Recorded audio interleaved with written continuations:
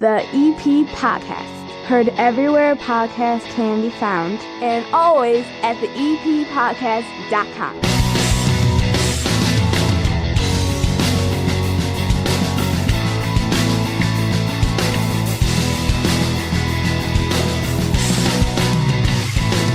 Frank Murray from the Evergreen Park Library sitting down here at the 9-foot homemade oak bar. How are you, my friend? I'm doing well, Chris. Thanks for having me on. Frank and everything else on this program brought to you, as always, by the First National Bank of Evergreen Park, located in that iconic building at the corner of 95th and Pulaski, a building that I always associated as the entryway to the EP. The First National Bank of Evergreen Park is something I associate with my family. Not only do I have my checking account there and my business account there, but all three of my children have accounts there as well. The two older kids that have jobs, they're getting their direct deposits in there. They have the freedom of moving around and using any ATM without a fee. The youngest guy is using the Junior Savers account. He gets a statement every month so I can show him what interest is and how his money grows. Great online tools, and they're great people to hang out with. I love going in there and seeing an actual person. They know who I am. I know who they are. That way, when there's a problem, it gets fixed right away. And not a lot of problems there, trust me. Stop in and see them today. The First National Bank of Evergreen Park, member FDIC. Frank Murray's on this program. If you missed any of the recent programs, go on back. Interesting discussion last week. It's still on demand. Evergreen Park High School head basketball coach Jim Sexton was on. We had some of the kids putting on a performance with the Evergreen Park High School Theater. And the week before that, village trustee Mark Marzullo. Anytime you miss an episode, it's on demand forever. So check those episodes out after you listen to this one. And if you don't want to miss one when it comes out, make sure you are subscribed. Whatever podcast player you're using, hit the follow button, the subscribe button, add it to your podcast playlist. Facebook does not show you every episode. That's why you want to subscribe to one of the feeds. You can see them all at theeppodcast.com. My friend, how's your winter going? Winter? It's not as heavy of a winter.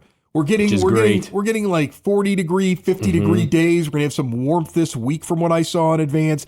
Very different February than Februarys I was used to as a kid. Does this throw off library programming? Were you planning on doing ice sculptures and now you have to scratch it?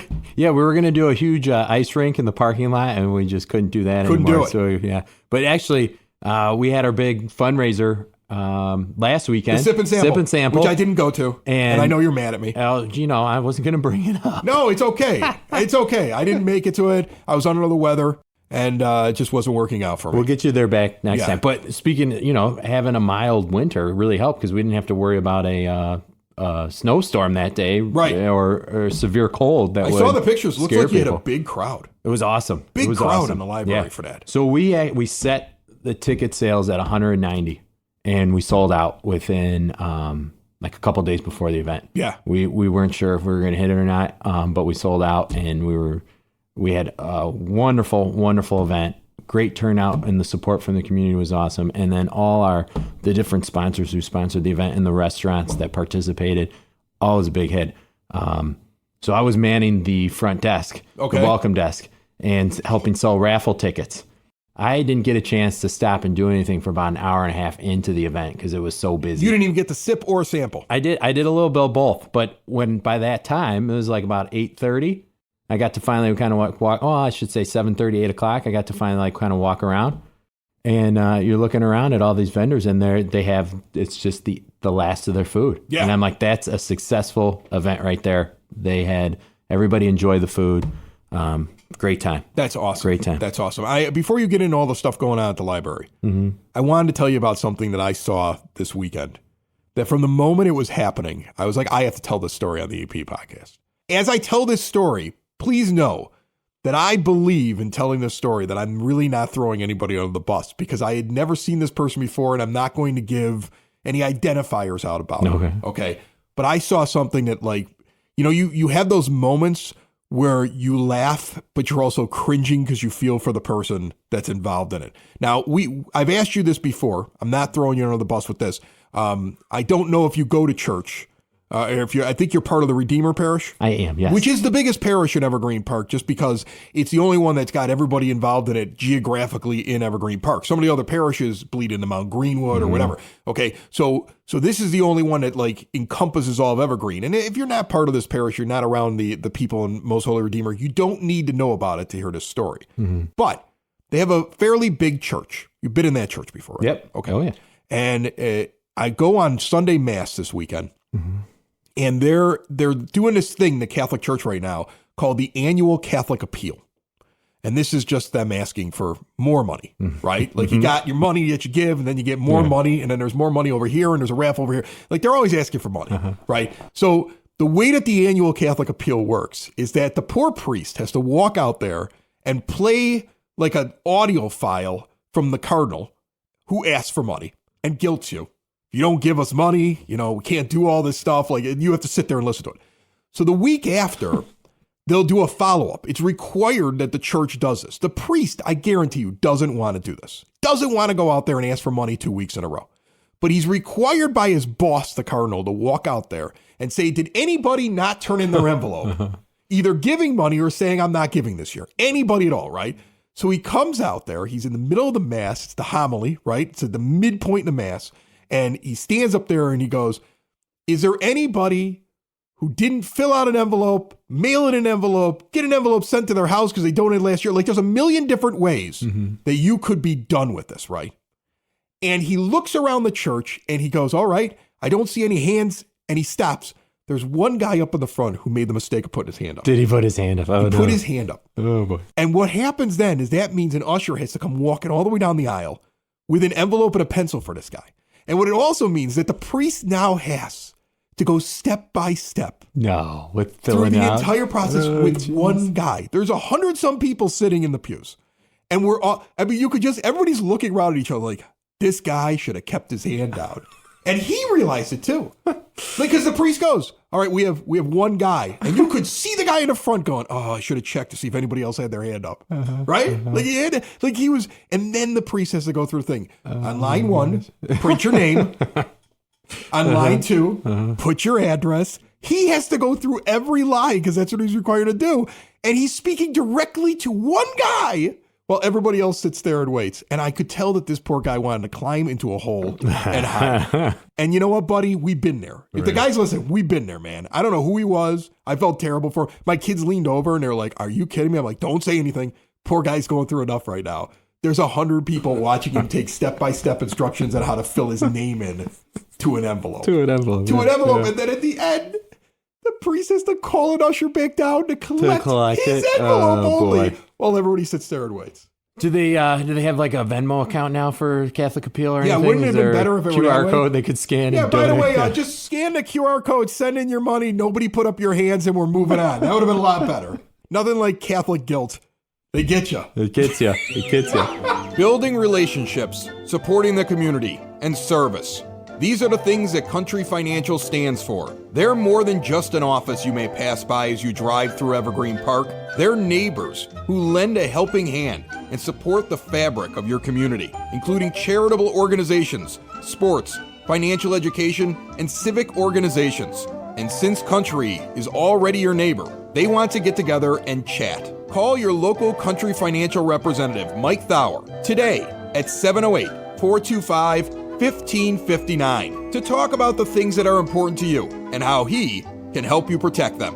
What do we got going on at the library? We're at the very end of February here. You got anything big coming up here? Are we looking ahead already to March and leprechauns? And I've seen that there are some, only on the south side of Chicago, do people put green Christmas lights all over their house to celebrate St. Patrick's Day a month in advance. But you can see it. 'Tis the season. You don't see it anywhere else. Trust me. I lived all over this country. It's the only place that you see it. But what do we got? What's the big thing right now? So we have 2 big events coming up in March. We've got our second job fair.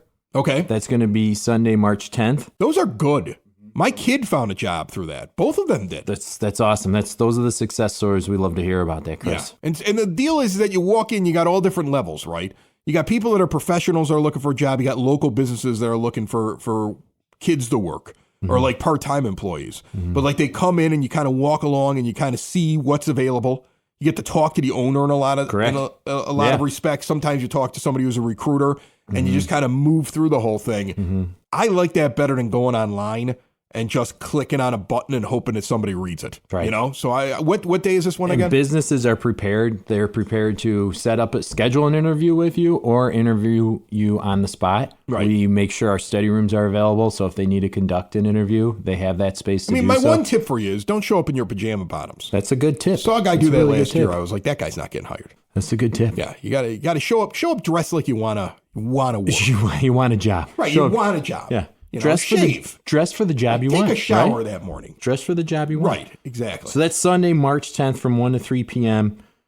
We are going to have OSF will be there, the Village Evergreen Park, District 124, Pace Bus, Nancy's Home Care, Culver's, Mercy Circle, Payless Heights Park and Rec, along with Alsip Park District, Oberweis, Aero Special Ed. And that's what we have right now. We're hoping to get a couple more to match last year's, but we're really excited. And in addition to the businesses, you can sit and talk with them, see what they have available. We'll also have expert resume writers on hand where you can sit down one-on-one with them. They'll review your resume with you and offer some great suggestions. And we're also going to be doing we did it last year. You can come in and get a professional headshot. I want one of those. I just want to get a professional. I don't have anything. I don't take pictures well. So maybe just some kind of professional headshot for myself. I'm not even looking for a job. Just something I could put up. Just so you got. I mean, Right. you can update your LinkedIn profile with a good picture. Yeah. You know, there's so many different things I've you can lost use. 30 pounds in the last year. Like, let's get a thin face Chris out there into the Thin-faced public. Chris. Right. It's always been a thin face, Right. Chris. Well, we little thinner face, right? Little thinner face. So the other big thing, we are partnering, the library's partnering with the Evergreen Park Community High School, District 231. And Is this the YA Literary Fest? YA Lit Fest, We yes. have been supporting that since they came up with the idea. Did you hear the initial interview with Tina Ward and Mary Black when they of came on here? course. Yeah. They came on here. One is a librarian over at the high school, and the other one with you. Correct. And they come up with this idea, and they go get these authors. But when they sat down here the first time, all they had was a dream and no money and nobody scheduled, and they just had a date, which I thought was bold, right? To sit down and say, we're having this literary festival in March on the 16th, if I'm not mistaken, right? Yes, Saturday, Yeah. March 16th. They knew exactly what day they were doing it. They had nobody booked. They had no money. And they were doing a festival for the first time ever. And I thought they were nuts.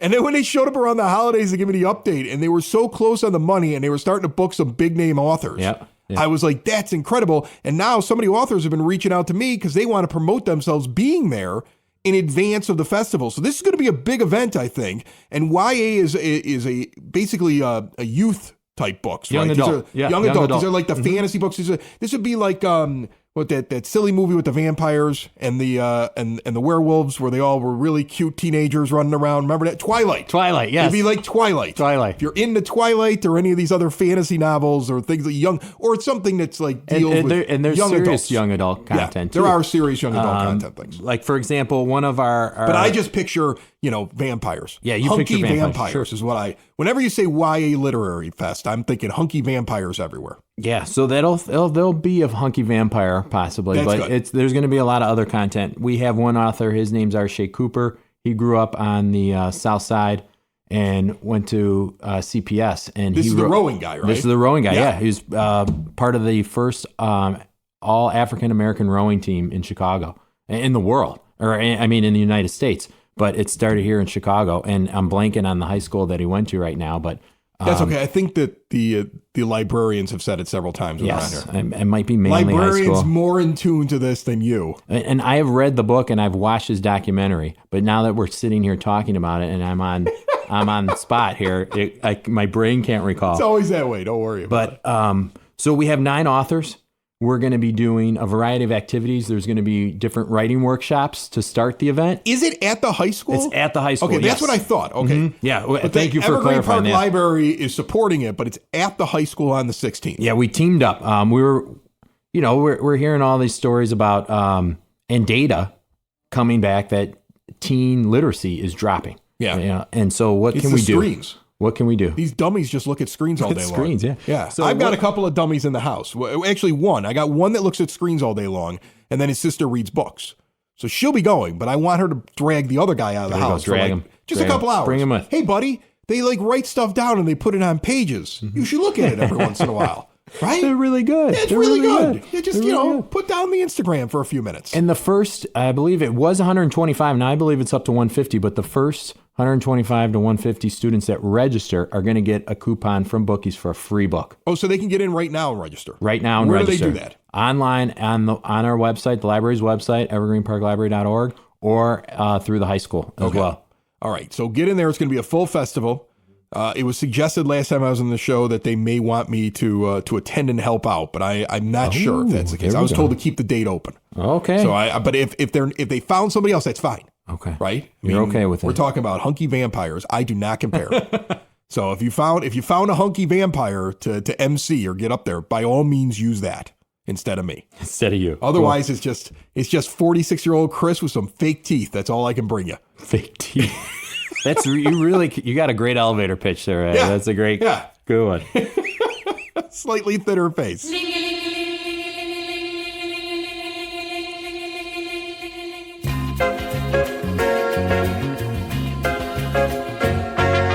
Quick reminder to everybody in the area listening to the EP podcast, Saturday, March 2nd, the Mother Macaulay High School Fathers and Mothers Clubs are putting on a great night of comedy. Headlining this 21 and over event is going to be Mike Toomey of WGN. Joining him, local comedians Tim Walco, Bill Bunker, Brian Good.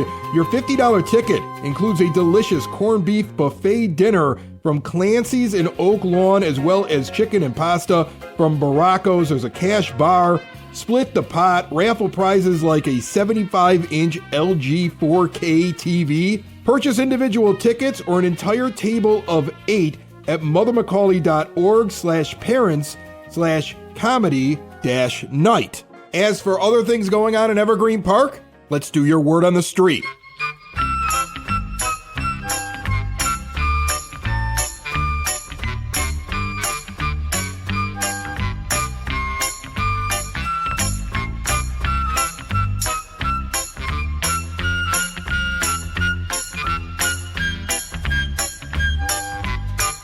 Your quick look at everything going on in Evergreen Park brought to you by Spoken Vine Wine Bar and Bottle Shop, northeast corner of 95th and Kedzie. Great for date night, 21 and over establishment. Don't bring the kids in there. You deserve an evening without them. Wines from all over the world and incredible food. Plus, if you find something you like, you can purchase a bottle right there in the wine shop and bring it home.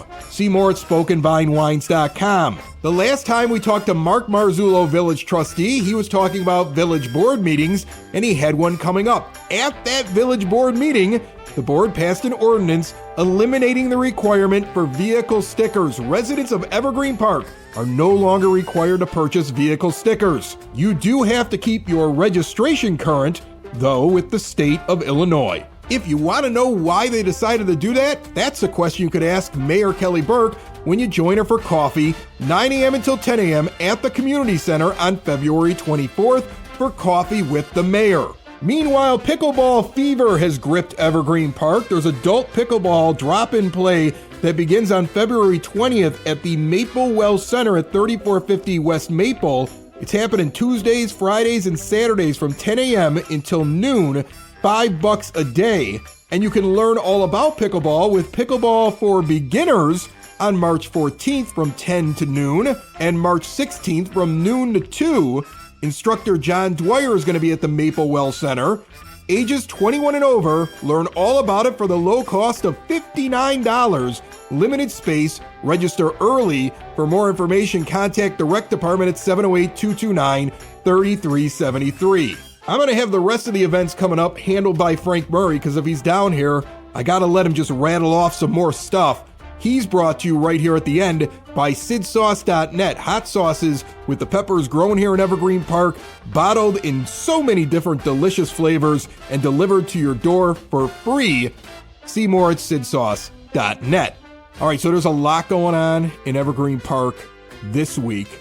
You have a lot going on over the next couple of weeks. Mm-hmm. Dive into it here with me. Let's say I got about 10 minutes left of this show. All right. Dive in and just start rapid firing to rapid fire everything that the library has coming up. And I will try to make it entertaining.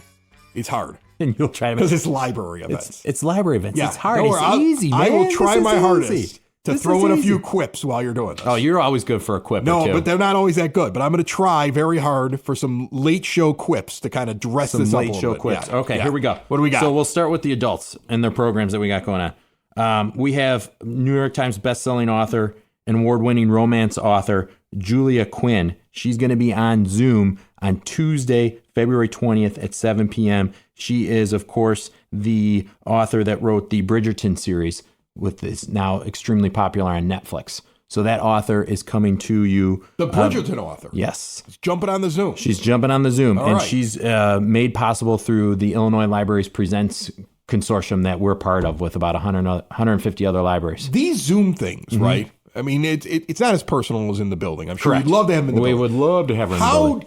How do these go? Is there a lot of question and answer? Does it become like a free-for-all with people all trying to jump in and ask questions? Like, how does the Zoom thing go? Yeah, 'Cause that's a great question, I have Chris. not Yeah. seen one of them yet. So there's a moderator, and they will ask predetermined questions about, from everything about their past books, their current book that they're trying to promote. And then there is a Q&A session that they open up for people, and you can type in the chat box, and they can't obviously answer everyone, Right. Because I mean, They're not going to answer the stupid questions. it's at some Don't point. ask stupid sometimes there's 10,000 people listening. Yeah, or that could be watching this. 10,000 stupid So questions. There's You know 10,000 that. questions. Yeah. So they do their best to answer and ask all those questions. Cool. What else we got? So what else do we got? We also have coming up, we've got a writer's corner, a flash in the pan, short fiction with Kathleen Rooney. That's Thursday, February 22nd at 6:30 p.m. Another writing workshop for those that want to sharpen their pencil and start writing. Are you guys short on books at the library? It seems like you're constantly trying to teach people how to write. Is this a supply and demand issue? Are people not writing books anymore? And you guys are like, we gotta, like you're like the White Sox trying to start a farm team down south of the border of like 12-year-olds because you're just trying to find players. Like, are we in trouble? We're trying to get more books on the shelf. I love it. That's funny. Yeah, no, we're just trying to get people. There's a lot of people that are inspired but want to make that push, and hopefully You're like, that'll we'll give them take that push. anybody. Just write something down on a Right, piece of let's paper. go. We'll put it on the Let's shelf, go. people. Yeah. Right. Promote that. I mean, you can empower somebody to fulfill a dream. That's Right. That's pretty You awesome. can only read the Hardy Boys so many times. We need new authors. And then for those folks that are looking to improve their tech skills, we got a Google Drive class Thursday, February 22nd at 1 p.m. You're going to learn to save documents, upload files, create folders. Jess is our computer teacher, and she's amazing. She's wonderful. You'll learn a lot with her. I had to learn the Google Drive recently. You had to learn the Google Drive? Yeah, I had to do that because if you notice, Southside Pie, one of the other podcasts that's recorded down here, a little bit of a different show, is now videos all over the TikTok and the interwebs and on the, it's on the YouTube and everything else like that. And the person putting the videos together needs all the footage shot down here. And the only way I can get those giant files in 4K they're shot is through Google Drive. So, I mean, it's a good thing to know how to use the Google Drive, share the Google Drive, because I'm an idiot. And we had several days of production of those videos held up because I was too stupid to figure out how to use it. So if I would have known about this class, we would have gotten them out sooner. Yeah. Yeah. So it's a good program. I'm with you. There you go. Yeah. Well, if you want to freshen up again or master it, come on in. Thursday, February 22nd, 1 p.m. We also, so there's an eclipse coming up. I didn't know if you knew this. There's a total solar eclipse. It's going to be on April 8th, 2024. There's a solar eclipse coming? I didn't know this. Yeah. What April day 8th. is this? April 8th, 2024. Yeah. So we have the glasses so you can my- safely look at them without burning any of your... I thought I burned my eyes out a couple years ago. The last time that they did it, last solar eclipse, I was working midnights for the Cook County Sheriff's Police. And the kids came into the room to wake me up. And they're like, Dad, you got to come see this. And I didn't know what it was. And I walk outside and they're like, look. And I looked up, bare eyes at the solar eclipse. I was like, no! Like I thought my eyes were going to burn out right away. Turns out they don't burn out if you just glance up at first. Yes. You got to stare at it for a while. But yes. Just saying. Don't, I would not recommend doing either. Don't do it. Get Don't some go glasses. blind. So we have limited number of glasses that are available while supplies last. We're going to start giving them out March 8th. Okay.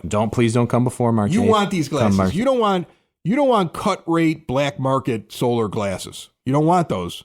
That's how your eyes get burned out. And there's a limit of 4 per family. Right. So we're doing that Yeah. to make sure everybody gets a if it's pair. you, your wife, and 3 kids, one of those kids is going blind. You're going to have to share. The library does not have enough for little Jimmy.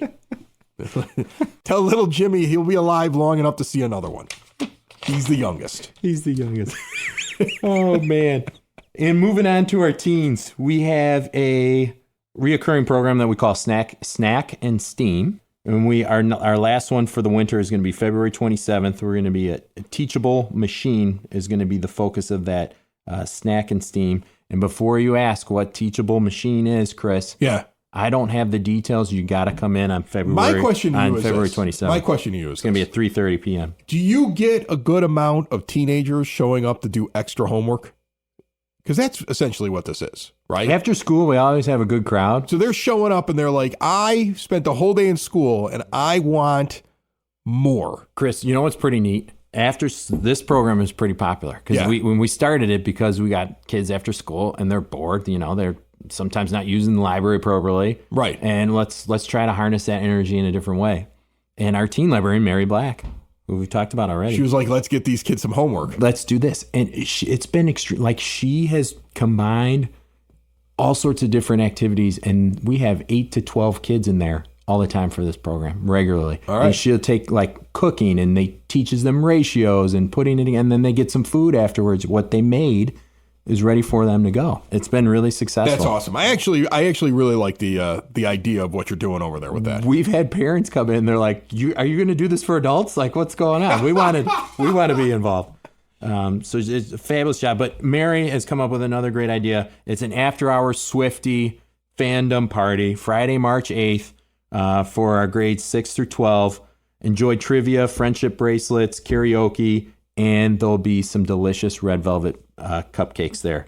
Registration is required because it's an after-hours event, so we got to get you registered. Again, Friday, March 8th at 5 p.m. Speaking of Taylor Swift. Yeah. Did you see her boyfriend at the Kansas City Chiefs parade? Yeah, who is he again? Travis Kelce. Travis Kelce. As he would have said on the microphone, my name is Travis. He couldn't say it because he was hammered and he had to be held up by Patrick Mahomes.